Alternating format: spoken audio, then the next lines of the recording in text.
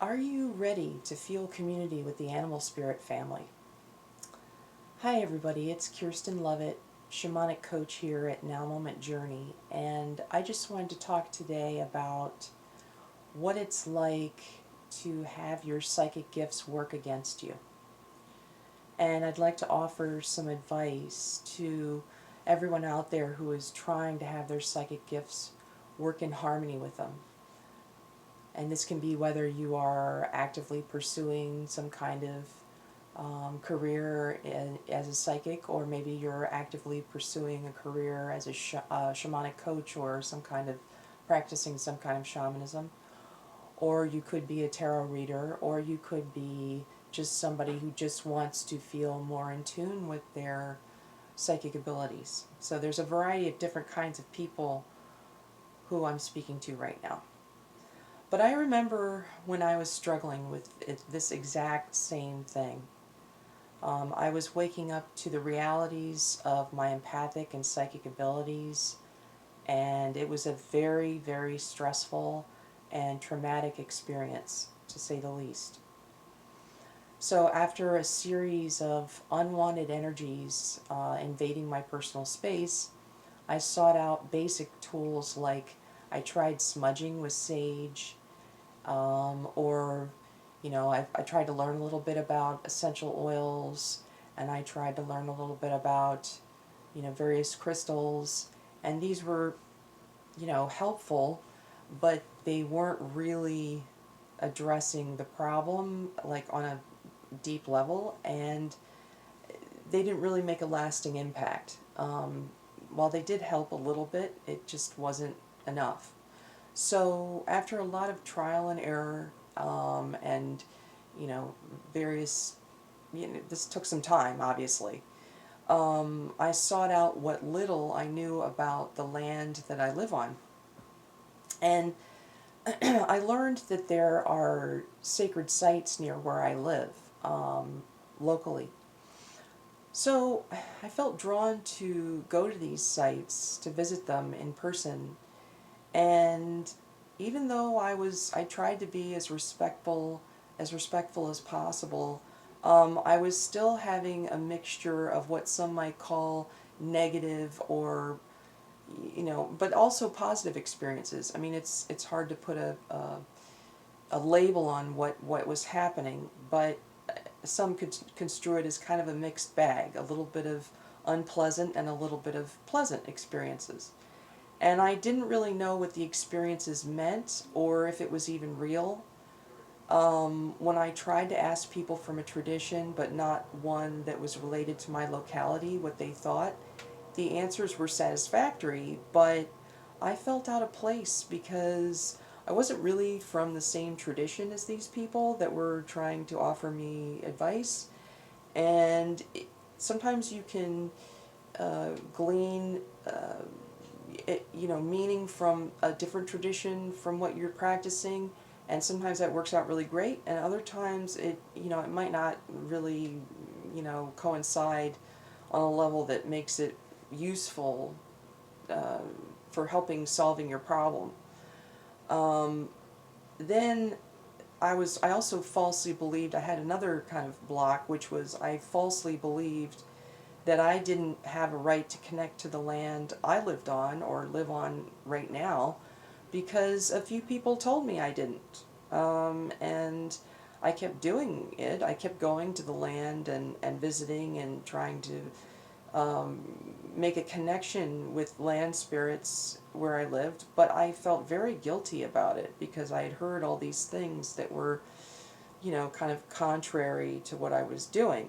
And so there was a lot of inner turmoil there in addition to the problems I was trying to solve.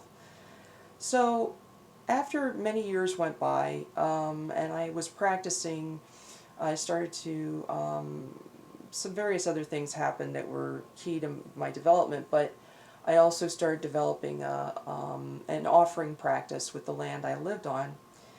I was introduced to animal spirits, as that I could ask for help in being protected while navigating these spiritual realms safely and respectfully. So this could either be in a setting for someone who is maybe doing some healing work with other people on a shamanic level. It could be somebody who's doing some kind of, energy healing, where they may not be aware that they need to have a little bit more guidance or protection than they're maybe doing at the time. Or it could just be somebody who really wants to connect with maybe an ancestral spirit. The Scandinavian peoples call that a philia, Fyglia. The Nepalese call it a kul, Kul, which is an ancestral family animal spirit that is kind of derived from your father's lineage, or I should say your father's side of the family, whether you have a lineage or not. That's, sometimes, most of the time people don't have a lineage that's still intact, I should say. So there's a lot of different kinds of useful ways to engage with these animal spirits in a way that is respectful to them and also helps you to feel part of the larger web of life. And so this has helped me a lot in terms of various activities and skills I've tried to learn over the years.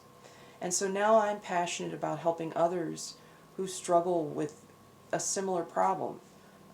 Maybe they're having trouble navigating, they're doing shamanic work and they're going into other worlds, whether it's a lower world or a middle world or an upper world, and they're having a little bit of trouble with kind of like feeling kind of even-keeled about it, or feeling protected, or maybe they're not receiving the information that they need to address the healing problem that they're trying to do, either for their own body, for maybe another person, maybe it's for the land they live on, maybe it's for some other reason for obtaining this kind of healing or information. There's a lot of different ways to engage with, in this case, animal spirits as a family, to get the kind of information that you might need.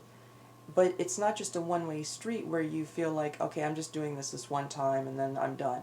It's kind of an ongoing thing where you can kind of build this relationship over time and feel like it kind of grows over time, and you start to develop more trust in your own abilities. You just start to feel more guidance because you're being kind of moved along a little bit by, especially if you get tapped in with your family animal spirit, what I mentioned before, which is in the Nepalese tradition they call it the kul, and in the Scandinavian tradition they call it the philia. And if you get kind of can build kind of a rapport with one of those, that kind of animal spirit or spirits, there could be several of them, it can really feel a lot more special because it's actually from your actual, ancestral roots. And it goes back a long way. And this is cross-cultural. This includes pretty much everybody. I also want to mention this is part of a series I'm doing. I did a class called last year called Getting to Know Your Plant Spirit Family, and that is at my Linktree. And if you go, I will also put the Linktree link in the description for this podcast episode. You can always go to my Linktree at http://www.linktr.ee/now-moment-journey, NOWMOMENTJOURNEY. And that link will also has a lot of free stuff on it too. So you can go there and see, there's a quiz on there it's a free quiz called Are You an Animal or Plant Spirit Archetype?